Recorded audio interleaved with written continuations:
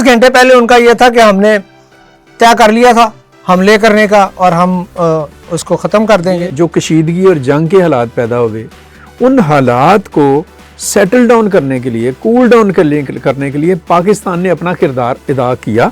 तो आपको क्या लगता है कि मौजूदा सूरत हाल ईरान के लिए ऐसी है कि क्या वो मामलात को किसी नतीजे पे ले जाए? ये वो सिखों वाला काम है। उन्होंने कहा ये दुनिया चांद पर चलेगी, उन्होंने कहा हम सूरज पे चले जाएंगे। क्या ये हकीकत नहीं है कि ग्रेटर इसराइल की राह में सबसे बड़ी रुकावट ईरान है? ईरान को हम हर तरह से ठीक करार देते हैं, दे सकते हैं, ईरान के साथ खड़े हो सकते हैं, लेकिन क्या हम ये कह सकते हैं कि ईरान अमेरिका का मुकाबला कर सकता है? अस्सलाम वालेकुम व्यूअर्स, आप देख रहे हैं मशरिक डिजिटल प्रोग्राम है आज की बात। और स्टूडियोज में सीनियर साफ़ी, तजियाकार और ग्रुप एडिटर अशरफ सोहेल साहब मौजूद हैं। अशरफ साहब, आज की बात में बहुत सारी बातें, सदर ट्रंप का एक दफ़ा फिर ये कहना कि जंग जल्द ख़त्म हो जाएगी।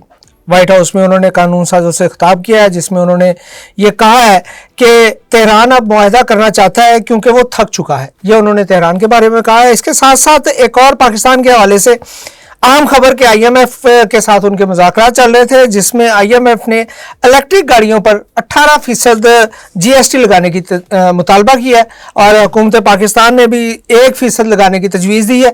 और मोहसिन नकवी एक ही दिन में 2 बार 48 घंटों के दौरान 2 बार ईरान गए हैं और वहाँ पे ज़ाहिर है वो जो एक सिलसिला रुका हुआ है जंगबंदी के हवाले से, मसालतकारी के हवाले से, उस पर बहुत ज़्यादा मुतहर्रिक किरदार है। और मिडल ईस्ट में UAE के मामलात जो हैं अब वो इस नहज पे पहुँच गए हैं कि अब वो हाथ पांव मार रहा है और उसको कुछ समझ नहीं आ रही और सारी दुनिया को ये महसूस होना शुरू हो गया और शायद UAE के हुक्मरानों को भी कि वो माशी बदहाली के साथ साथ तन्हाई का भी शिकार है। आप इस बारे में क्या कहें? बिल्कुल ठीक।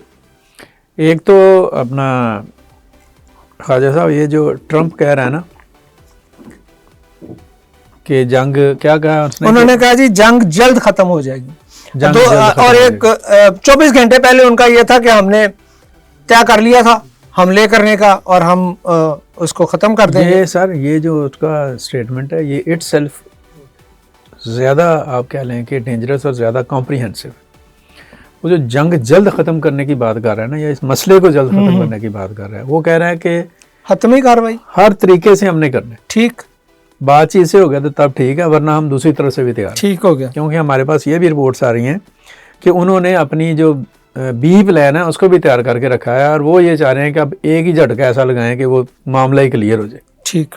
तो नेगोशिएशन जो आपने बात की है उसके ऊपर पाकिस्तान तो बहुत हेक्टिक एफर्ट्स कर रहे हैं ईरान के लिए ख़ास तौर पर जी, और मिडल ईस्ट में पीसफुल इन्वायरमेंट के लिए। आप जैसे आप ही ने बताया कि जो वज़ीर दाखिला है मोहसिन नकवी, वो 48 आवर्स में दूसरी दफ़ा ईरान के पहले 2-3 दिन रहे, फिर वापस आए और अगले ही दिन या उसी दिन दोबारा चले गए। और ये सारा कुछ जो है वो हमारे कोई बायलैटरल रिलेशनशिप के लिए नहीं हो रहा जी। ठीक। ये जो रीजनल पीस है और जो फ्रीकैन के दरमियान एक सालसी और जो मुज़ाकरात का काम है उसके ऊपर जो मीडिएशन हो रही है, ये उसी का अमल है। ठीक हो गया। और उसके लिए पाकिस्तान ने अपने आप को बहुत ज़्यादा, आप कह लें कि इस हवाले से पाकिस्तान काम कर रहा है। और वैसे उम्मीद ये है, अभी ट्रंप जो है विज़िट भी करके गए हैं चीन का, और डेफिनेटली उनके दरमियान ईरान के मौजू के ऊपर बात हुई है। आज चीन का जो उनके साथ पुतिन और रूस के साथ कहा है कि ईरान के ऊपर एक मामला जो है उसको तय होना चाहिए और ये मसला हफ्ता 10 दिन में मेरा ख्याल है कि हल हो जाएगा और एक ऐसा मुआहदा हो जाएगा जो फ्री कैन के लिए, यानी दोनों के लिए काबिल कबूल हो और दोनों की ही इज़्ज़त बात जाए। इसी में बेहतरी है। अदरवाइज़ फिर बर्बादी और तबाही तो है ही है, वो तो उसको कोई नहीं रोक सकता। कोशिश यही हो रही है कि वो रुक जाए और उसको किसी तरफ, जिसे कहा जा सकता है, किसी अमेकेबल वे में उस मसले का हल कर लिया। ईरान की तरफ से जो इश्यूज़ बरकरार हैं, जो तजावीज़ जिस पे सदर ट्रंप बाकायदा इनकार भी कर चुके हैं, उनको मुस्तरद कर चुके हैं, अगर वहाँ नहीं होती तो आपको क्या लगता है कि मौजूदा सूरत हाल ईरान के लिए ऐसी है कि क्या वो मामलात को किसी नतीजे पर ले जाए? ईरान किस नतीजे पर लेकर जा सकता है? ईरान क्या कर सकता है? मैं सीधी सी बात है, देखें, कुछ भी है जो अपेरेंटली ईरान को हम कह सकते हैं कि वो राइट साइड पर है, ईरान को हम ये कह सकते हैं कि उसका मौक़िफ़ ठीक है। वो कहता है कि जी मुझे उसका दे दिया जाए, हर्जाना दिया जाए, या वो जो इफ्जाना दिया जाए, जो लॉसेज हुए हैं उनको मामला किया जाए। ईरान को हम हर तरह से ठीक करार देते हैं, दे सकते हैं, ईरान के साथ खड़े हो सकते हैं, लेकिन क्या हम ये कह सकते हैं कि ईरान अमेरिका का मुकाबला कर सकते हैं अगर लड़ पड़ते हैं? तो ये नहीं कह सकते हैं। तो सिर्फ रेजिस्ट ही कर सकता है, जो वो पहले भी कर रेजिस्ट। मेरा मतलब है कि वही वाली खासे नुकसान, गंजी का नहाना क्या और निचोड़ना क्या। ईरान सच्चा है, ईरान का मौक़िफ़ ठीक है, ईरान के साथ ज़्यादती हो रही है, ईरान के साथ नाइंसाफ़ी हो रही है, ईरान को आप कह लें कि इंसाफ मिलना चाहिए, ये सारी बातें ठीक हैं। और इसी तरह से ये बात भी ठीक है कि ईरान के मुकाबले में अमेरिका जो है वो मल्टीपल टाइम जो है वो ताकतवर है, मुकाबला नहीं दोनों मुल्कों का। इस हकीकत को भी ईरानियन जो लीडरशिप है उसको समझना चाहिए। लेकिन ये क्या ये हकीकत नहीं है कि ग्रेटर इसराइल की राह में सबसे बड़ी रुकावट ईरान? ग्रेटर इसराइल की राह में डेफिनेटली सबसे बड़ी रुकावट ईरान ही है, तो ईरान को वो रुकावट बने रहना चाहिए। कैसे? वो रेजिस्ट करता है, खड़ा होता है, तो आप रेजिस्ट करता नहीं, ईरान रहेगा तो ग्रेटर इसराइल की राह में रुकावट रहेगी ना। अच्छा, तो अगर लड़ पड़ता है और वो उसको वैसे ही जिसे कहा जा सकता है कि डिसमेंटल कर देते हैं, या जैसे कह लें कि उसको इंतहा पर जाकर वो उसको नुकसान पहुंचा देते हैं, तो फिर कौन सी रुकावट रह जाएगी पीछे?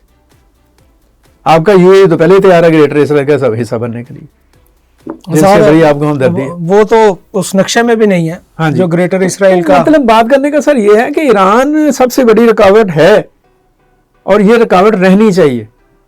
ये रुकावट उसी शक्ल में रहेगी कि ईरान और अमेरिका के दरमियान कोई एग्रीमेंट हो जाए। ईरान का वजूद अगर बरकरार होगा ना तो फिर ही वो रुकावट बनेगा ना। ठीक, अगर मेरा वजूद ही खत्म हो गया तो फिर मैं कौन सी रुकावट? बिल्कुल ठीक। अच्छा सर, मोहसिन नकवी साहब इस हवाले से ज़ाहिर है बहुत मुतहर्रिक पाकिस्तान की तरफ से किरदार अदा किया जा रहा है। आपको क्या लगता है कि ये काविशें, ये कोशिशें बारहवार साबित हो सकती हैं, जबकि अब तो इस्लामाबाद की मसालतकारी को और वो ऐसा लगता है कि जैसे किस्सा पारीना हो गया? नहीं, किस्सा पारीना नहीं हुआ ना, हम ऐसे कह सकते हैं। मसालेहतकारी तो ऑलवेज देयर।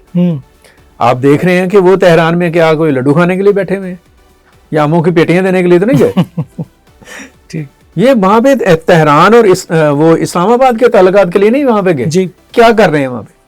ज़ाहिर है उसी जंग को मसालेहतकारी का अमल तो जारी जी। आप कैसे आप ये कह रहे हैं अपना हाजा साहब कि वो नहीं रहा या किस्सा पारीना बन गया? चूंकि अब इस्लामाबाद के किरदार को हम उस तरह देख रहे हैं जो कुछ दिन पहले तक था। देखें, इस्लामाबाद का किरदार, मैंने आपको याद होगा कि हमने ये पहले ही बात डिस्कस की थी कि हमें बहुत ज्यादा जो चीजें हैं ना उनको खुद ही हाईलाइट नहीं कर लेना चाहिए।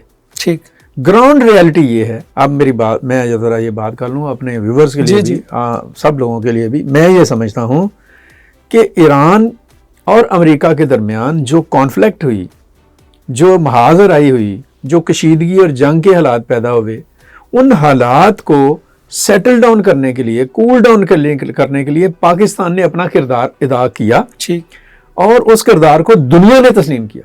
दुरुस्त। इवन के अमेरिका खुद उसको एडमिट करता है। ठीक, कोई ट्रंप ने एक दफा तो नहीं कहा जी, मुतअद्दिद बार ट्रंप ये बात कह चुके हैं इतराफ किया कि हम पाकिस्तान के रोल को तस्लीम करते हैं। जी, ठीक। दुनिया ने शोर मचाया, इंडिया ने प्रोपेगेंडा किया कि जी वो ये हो गया, वो हो गया, और उसी दिन उनका बयान आया, फील्ड मार्शल के लिए भी आया और प्राइम मिनिस्टर के लिए भी आया कि हम इनकी कोशिशों को तस्लीम करते हैं। इवन अब्बास इराक़ची ने नई दिल्ली में वो जो गए हुए थे वज़राए ख़ारिजा कॉन्फ्रेंस में ब्रिक्स की, वहां पर उन्होंने ये बात कही कि पाकिस्तान का किरदार खत्म नहीं हुआ या पाकिस्तान की सालसी जो है वो मौजूद है। हाँ, ये जरूर है कि उसको मुश्किल हालात का सामने। अब अपने एंड पर आ जाते हैं कि पाकिस्तान जो सालसी का रोल प्ले कर रहा है, हमें इसको सालसी के हद तक देखना चाहिए। यूएई का क्या फ्यूचर देखते हैं? यूएई का फ्यूचर यूएई के लीडर्स के हाथों में। यूएई के हुक्मरान अगर अपनी गलतियों से नहीं सीखेंगे, अगर वो अपनी इस्लाह नहीं करेंगे, अगर उन्हें अब भी समझ नहीं आएगी कि वैसे थोड़ी सी समझ आई है उन्हें। अच्छा, हाँ जी, आई है थोड़ी सी समझ। वो इस तरह से आई है आपने देखा होगा कि कल परसों का बयान था यूएसए का कि सऊदी अरब, यूएई और तुर्की की जी खास रिक्वेस्ट पर हमने 3 दिन डिले कर दिए। हाँ जी, परसों ने ये रिक्वेस्ट क्यों की है? क्यों की? उसे पता कि इन्होंने ईरान पर हमला करना, और ईरान ने हम पे हमला कर दिया। तो ये थोड़ी सी समझ आइए, ठीक, उन्हें थोड़ी ज्यादा समझ आनी चाहिए। उन्हें इजराइल के साथ जो रिलेशनशिप है, इंडिया के साथ जो रिलेशनशिप है, इवन यूएसए के साथ जो रिलेशनशिप है, उसका एनालिसिस करना होगा, उसका नतीजा निकालें कि उसको उन्होंने मिला क्या। अमेरिकी सदर आए पिछले साल मिडिल ईस्ट के दौरे पर, सऊदी अरब गए जी, कतर गए और यूएई गए, को तकरीबन आप कह लें कि 2000 अरब डॉलर इन मुल्कों ने उसको दिए। ठीक, यूएई ने भी इसका बहुत बड़ा हिस्सा यूएई ने दिया, इतना बड़ा उनको पैसा दिया गया। तो जब यूएई के ऊपर हमले हो रहे थे, मिसाइल हमले, तब अमेरिका अगर उन्हें उसको तो बचा सका ना, इजराइल ने अगर इस तबाही के बाद मोदी के साथ उन्होंने उसके बावजूद मायदा किए।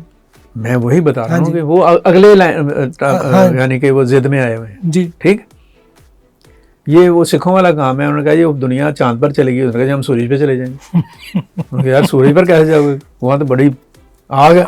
उसने रात में जाओगे।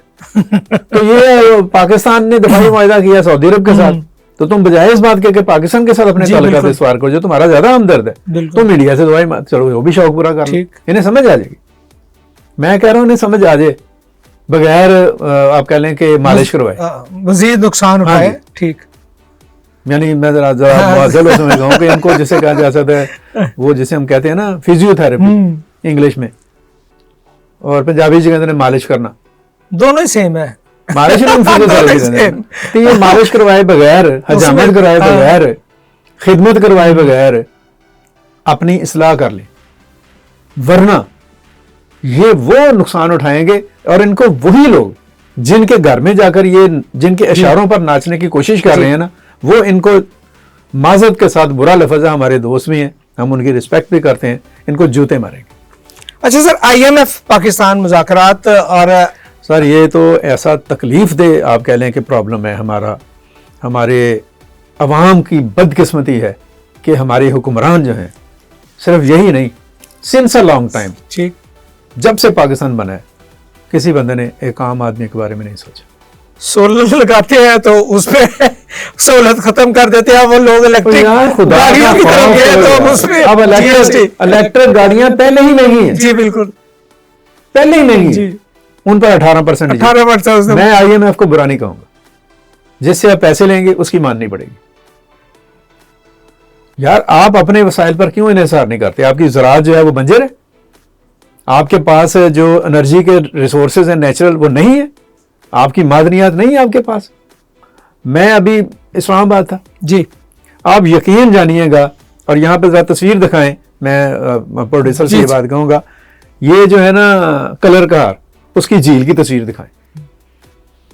उस झील का इन्होंने बेड़ा गर्क कर दिया। झील के अंदर घास उगी हुई है, खुदरो घास, ठीक है, और अगर ये तवज्जो करे, उसके ऊपर हुकूमत तवज्जो करे, उसको साफ करे और उसके गिर्द होटलिंग और पॉइंट ऑफ व्यू से उसको देखे। पहले यही था, कलर का हार ऐसे ही था, यही पॉइंट समझा। इन्होंने बेड़ा गर्क कर दिया इसका। ये अपने वसाइल का आप बेड़ा गर्क करते हैं, ये उसके ऊपर 10 करोड़ रुपए लगाएं। मैं कहता हूँ 2 महीनों में वहां पे ऊपर एक चेयर लिफ्ट लगा दें। अब तो ऐसी कंपनीज मौजूद हैं, अब तो खुद लगाने की जरूरत ही नहीं होती। तो ये हम अपना बेड़ा गर्क खुद करते हैं, फिर दूसरों से उधार लेते हैं IMF से, फिर IMF अपनी मर्जी की शराइत लगाता है। अभी तो आपको पेट्रोल भी मसनूआत के ऊपर भुगतान पड़ेगा, वो कह रहा है कि लेवी जो है वो 100 की तरफ मजीद आगे जाएगी, और वो ये कोई एहसास ही नहीं है एक आम आदमी के ऊपर। आप गधे की तरह, और आम आदमी भी हमारा जो इंसान है वो हमारे जैसा ही नालायक और नाअहल है, कोई किसी को एहसास नहीं है, कोई आवाज नहीं बुलंद। क्या करे सर, आप एहसास से क्या भुगत रहे हैं, और क्या करे वो सर तो फिर जब तक भुगता रहेगा भुगताते रहेंगे, वो माफ नहीं करेंगे। व्यूअर्स, आज की बात में आपने अशरफ सोहेल साहब का तजिया सुना। IMF के साथ जो मुआहदा होने जा रहा है, और जिसमें इलेक्ट्रिक गाड़ियों की पर 18% GST लगाने की तजवीज़ दी गई है। अशरफ साहब की गुफ्तगू सुन के लगता है कि ये काफ़ी सारे फीसद लगने वाले हैं। इसके साथ साथ UAE के हवाले से जो उन्होंने गुफ्तगू की है, वो भी यकीनन एक बहुत अहम नुक्ता है कि यूएई के हुक्मरानों को अब समझ आ जानी चाहिए। अपना बहुत सारा ख्याल रखिएगा। अगले प्रोग्राम में जल्द हाजिर होंगे। अल्लाह ने के बाद।